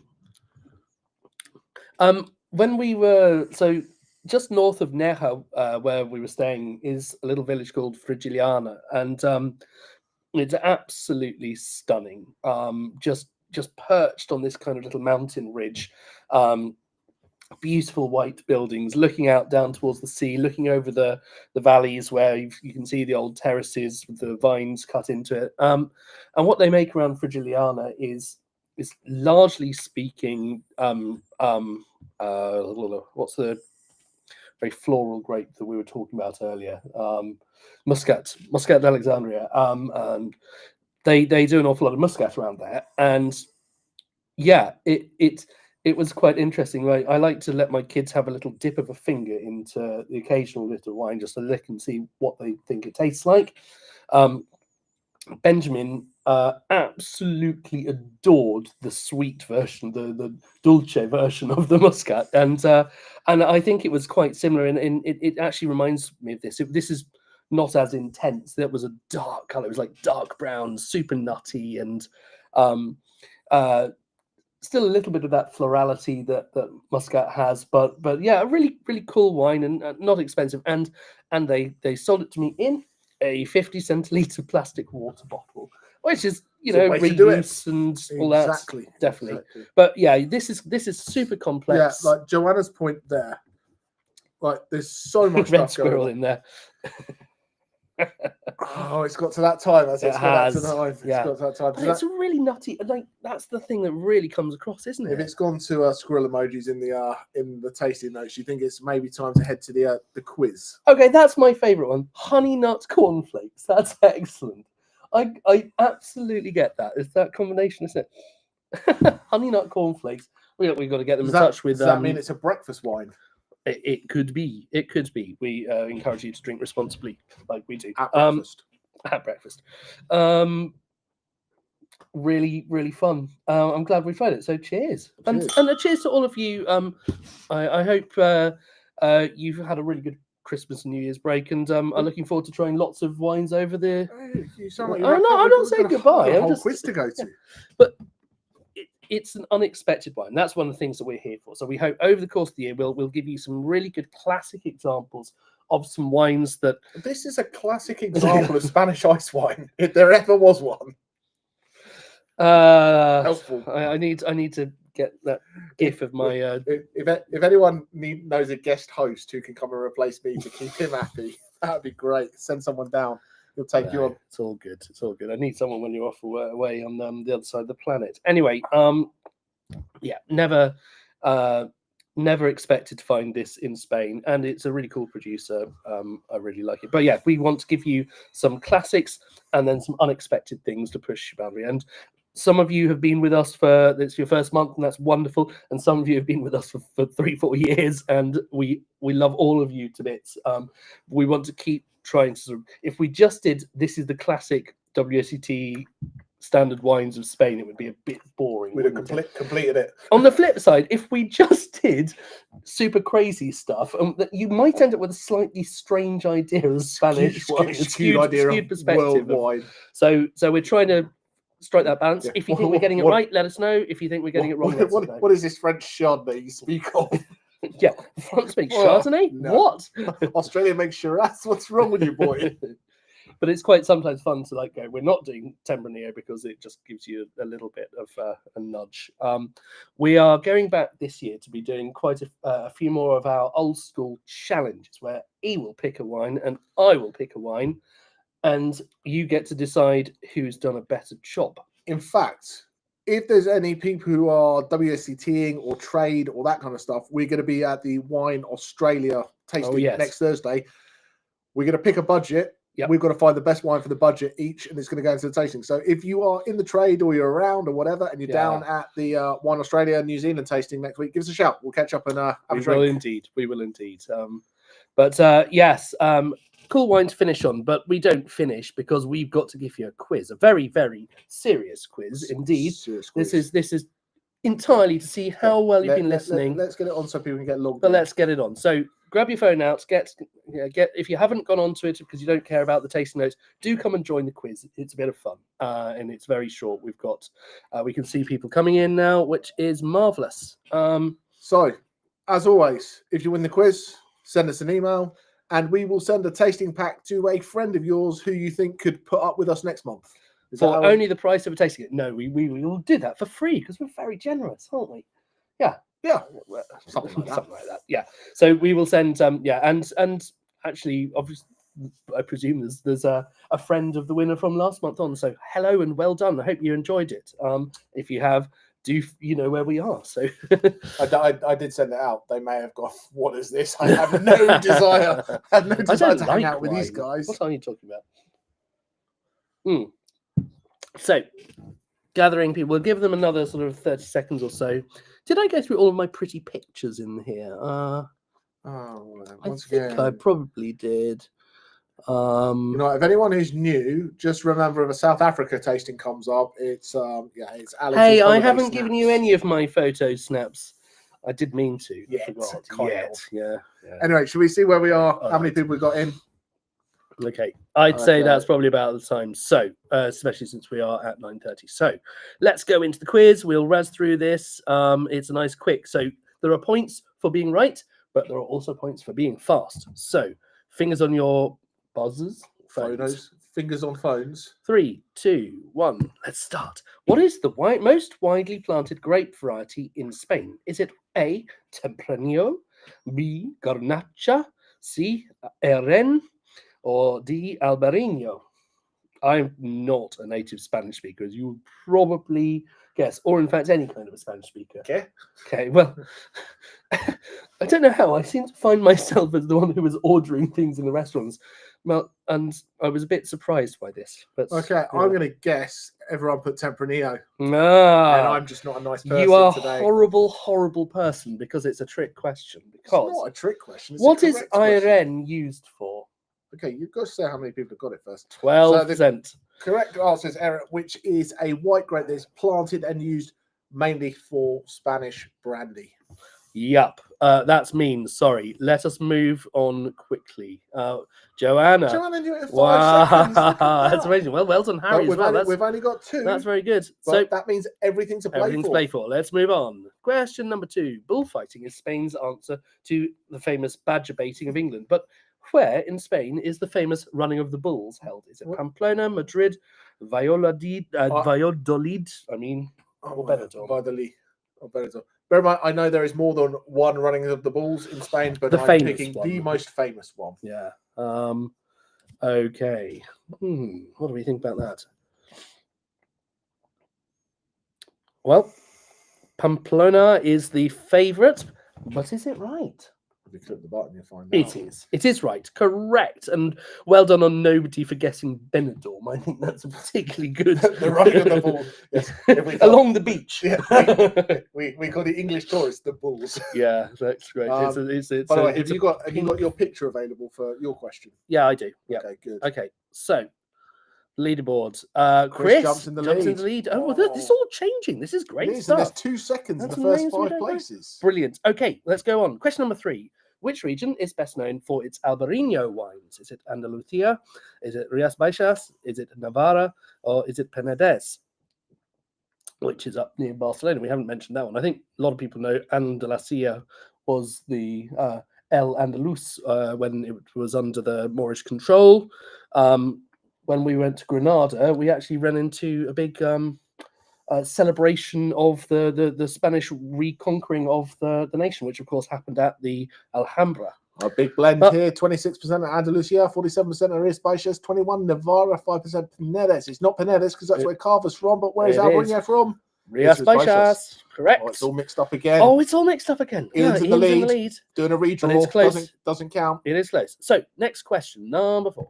Ian's in the lead at half-time. Very Spursy. Cured meat is considered a real top-notch Spanish delicacy and is often made from acorn-fed pigs, quite often with black hooves as well. Is it Serrano ham? Is it jamón ibérico?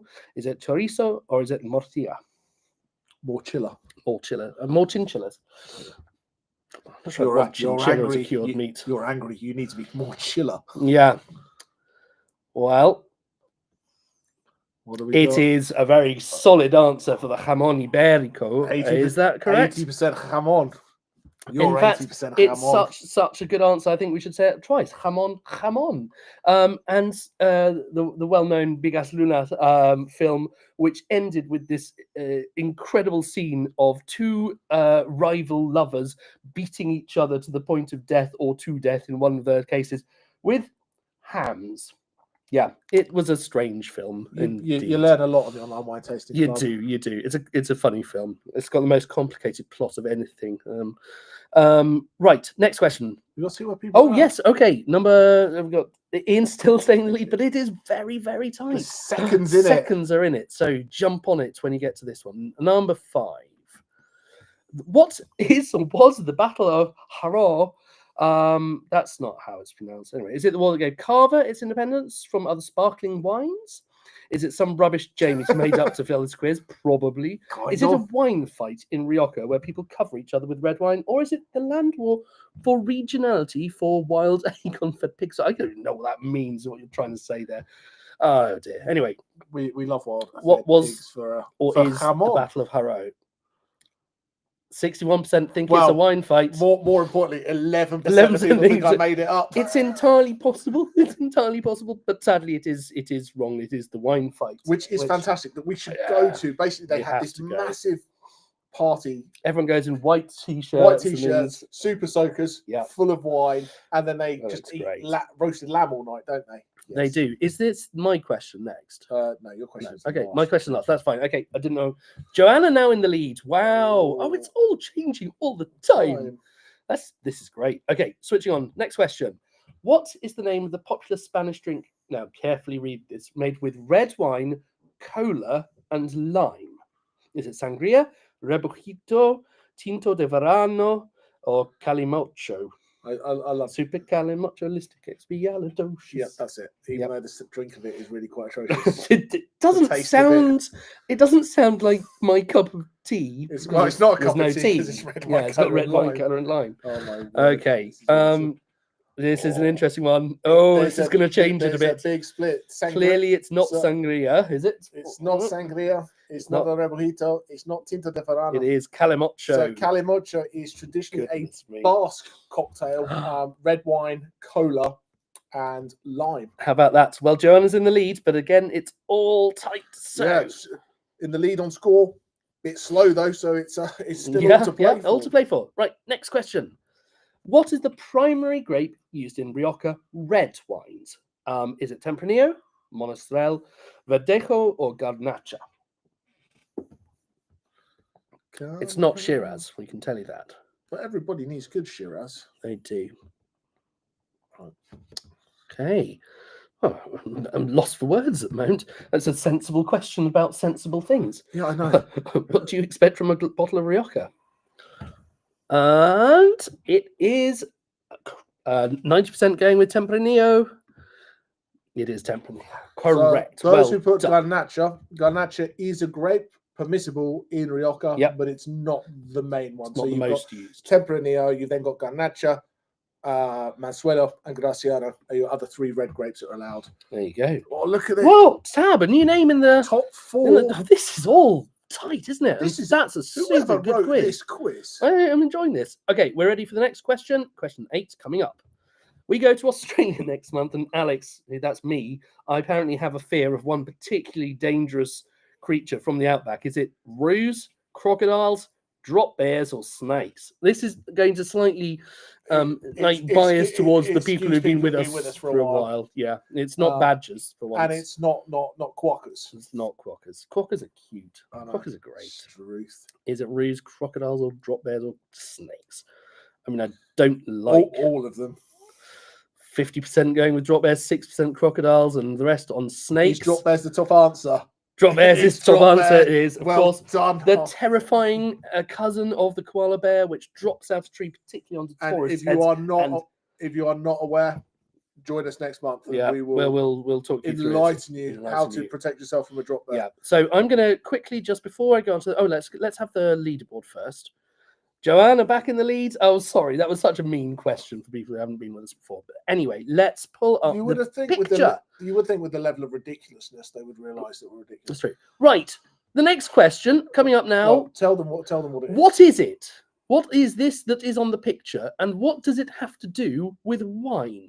Is it fossilized sea creatures for filtering wine? Is it tartaric acid crystals? Is it ground up cork for making agglomerate corks like the Diams? Or is it snacks for getting through harvest? What do we think? It's a bit like Bombay mix, isn't it? So you put this question in to seal every's fate. Yeah, I know. It's a real We should have put this pain in of a earlier question. because this is not very nice. It's not a nice question. So this is interesting. There's a blended answer. Oh, here. yep. So we've got 21% of people are saying it's fossilized sea creatures for filtering wine because fossilized sea creatures filter That's wine. obviously what you filter wine with. Tartaric acid crystal, wine diamonds. Wine diamonds. 50%. Yep. Ground up cork, which I thought would be a good answer because that's when I put my Yep. answer down before I knew what it was. And then winemaker snacks. That's It one of the looks a things bit they like- do. Looks a bit like Bombay mix, doesn't it? It does. Well, obviously, what they do with this is they like with the ground up corks is they cut it all up and then they like soak it with high levels of carbon dioxide that kills the nasty bug that causes cork taint. So that's why you do that. But That's that is not it. not the answer. It is Fossilized sea creatures used for filtering wine. It sounds utterly, utterly ridiculous. And was that the last question? That's the last question. That was the last question. Ian, congratulations. Oh my goodness me, that was a tight one. That's fantastic. I should probably just explain myself as to what the hell that is. Do you want to put up wines of the night while you explain yourself? So oh yeah, I forgot about wines of the night. Let's do wines. Let's do that. Ian, give me a shout and let me know who gets you want to send a tasting pack to. Yeah. Okay. So no, I didn't have to turn that off. Does Ange Postecoglou want one? Sorry, Spurs joke. Oh, okay. Football, cool. So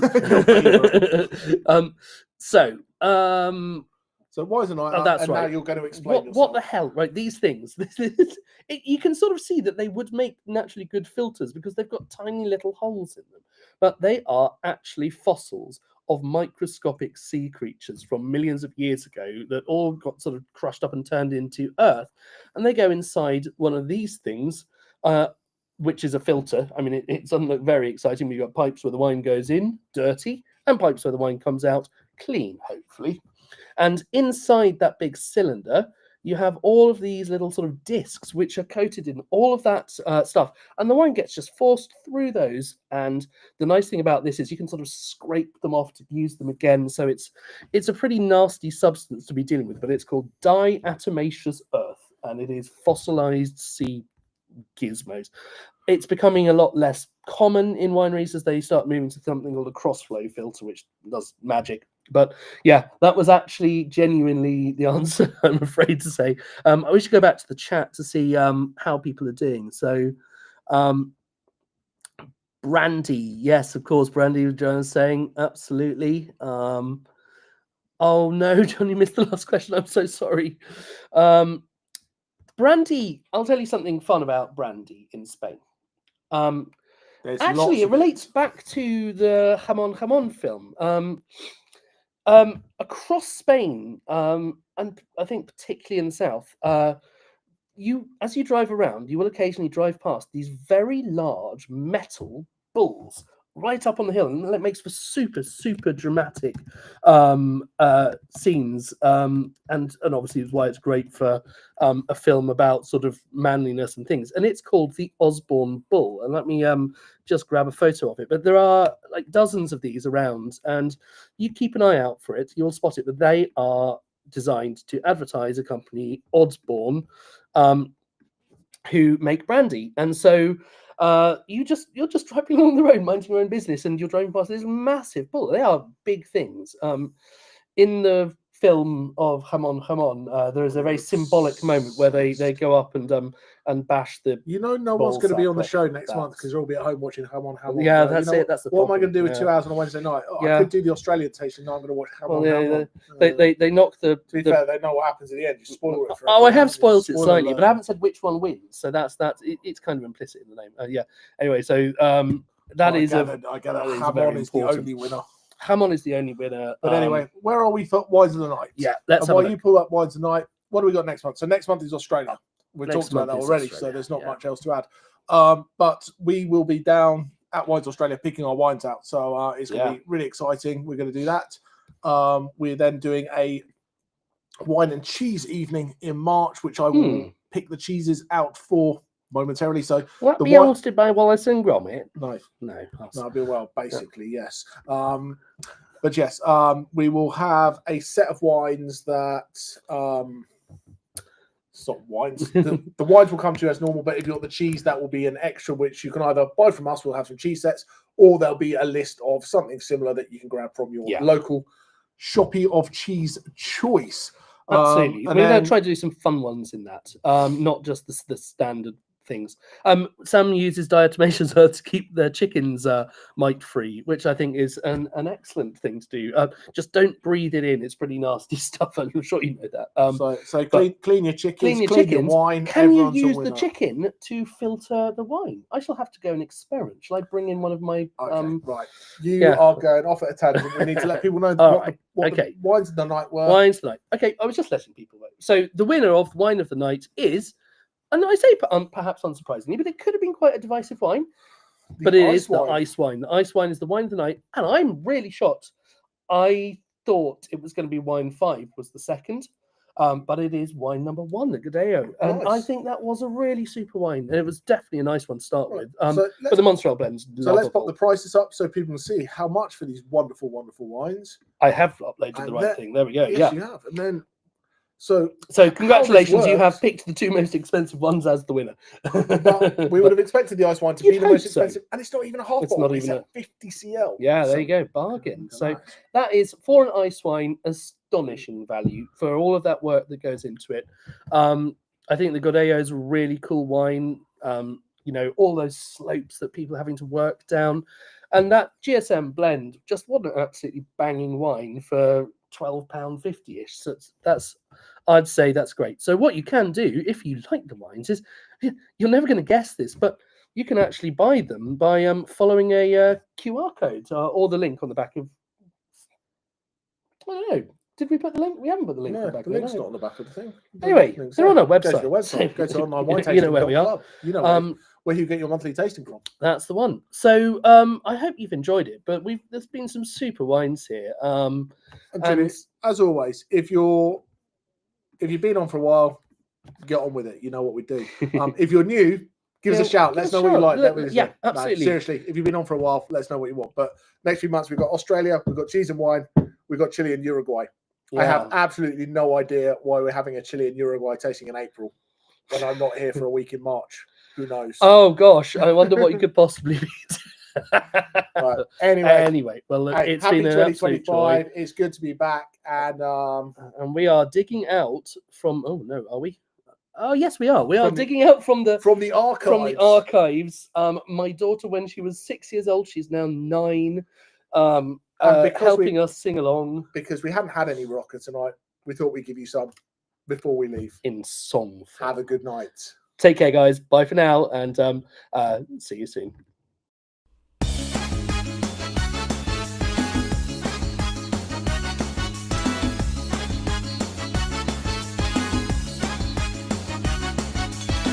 This song's about Rioja, fresh spice and hints of fall. I've got a sneaky feeling that I'm just going to drink it all.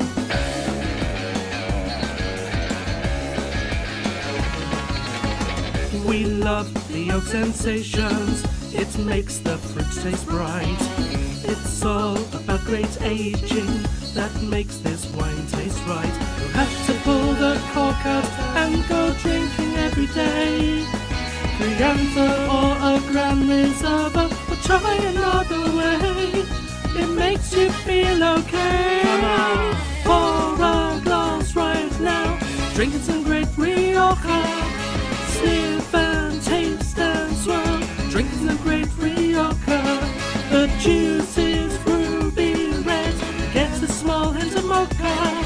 So many styles, he said, drink some great Rioja. Drink some great Rioja. He's drinking some great Rioja.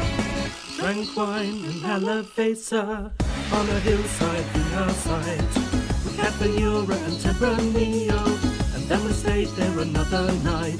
You'll never drink the water, and you won't find French champagne.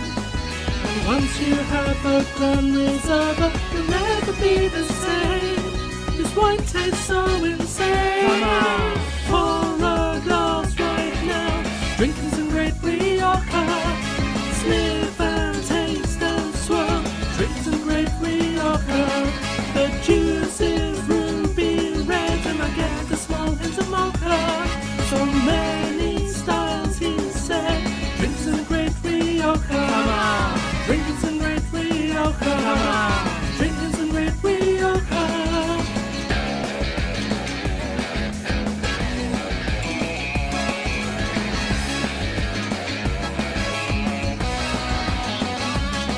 She'll make you dress up all in white and go dancing sprayed with wine.